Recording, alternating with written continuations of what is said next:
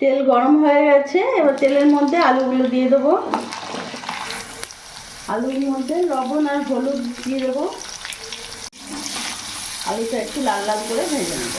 আলুটা লাল লাল করে ভাজা হয়ে গেছে, এবার আমি নামিয়ে ফেলবো। এবার ওই তেলের মধ্যে এখানে ফোড়নে দিয়ে দেবো 2টো তেজপাতা, 1টা শুকনো লঙ্কা আর 5 ফোড়ন। রেসিপিটা সম্পূর্ণ নিরামিষ। ফোড়নটা ভাজা হয়ে গেছে, এর মধ্যে আমি ঝিঙেগুলো দিয়ে দেবো। দেখতে পাচ্ছ, এই রেসিপিটা হচ্ছে মুগ ডাল দিয়ে ঝিঙে আলু ঘন্ট। সম্পূর্ণ নিরামিষ, দারুণ লাগে। এই গরমে এরকম খাওয়া খুবই ভালো। ঝিঙেটা একটু নাড়াচাড়া করে নিয়েছি।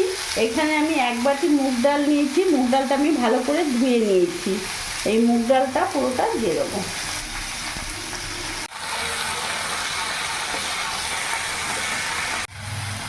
লবণ দিয়ে দিলাম 1.5 চামচের মতো, হলুদ গুঁড়ো দিয়ে দিলাম, আর এখানে জিরে গুঁড়ো দিয়ে দিলাম,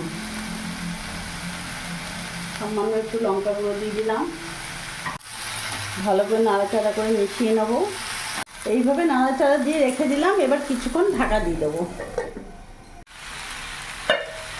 কিছুক্ষণ ঢাকা দিয়ে রেখে দিয়েছিলাম। দেখতে পাচ্ছ ঝিঙ্গেটা কতটা কমে গেছে আর বেশ ভাজা ভাজাও হয়ে গেছে। এর মধ্যে ভেজে রাখা আলুগুলো দিয়ে দেবো। তার সাথে এখানে কয়েকটা কাঁচা লঙ্কা কুচি দিয়ে দিলাম। আর একবার নাড়াচাড়া করে নেব। এবার জল দিয়ে দেবো।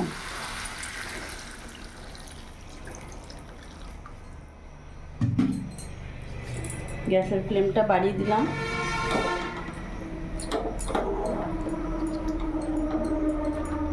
এবার ঢাকা দিয়ে আমি 10 থেকে 15 মিনিট ফুটতে দেবো। গ্যাসের ফ্লেমটা মিডিয়ামই রাখবো এখন।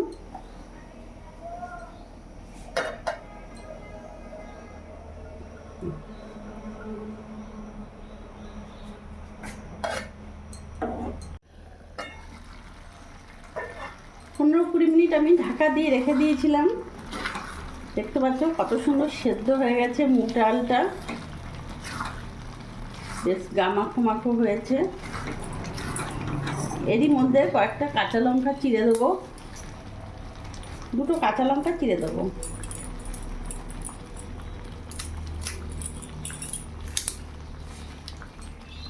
ওপর থেকে অল্প মিষ্টি চিনি ছড়িয়ে দিলাম, স্বাদটা আরও বাড়িয়ে দেবে।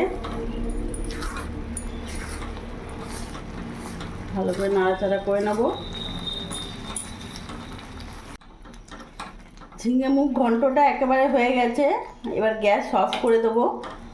তোমরা যদি মনে করো তাহলে এর মধ্যে একটু ঘি দিতে পারো, তো আমি ঘি দেবো না। এবার নামিয়ে ফেলবো।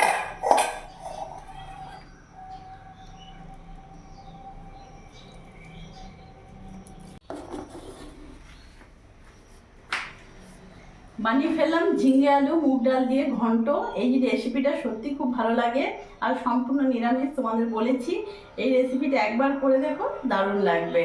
আর আমার এই ভিডিওটা যদি তোমাদের ভালো লাগে প্লিজ লাইক কমেন্ট শেয়ার করে পাশে থেকো। আর সবসময় তোমরাও ভালো থেকো।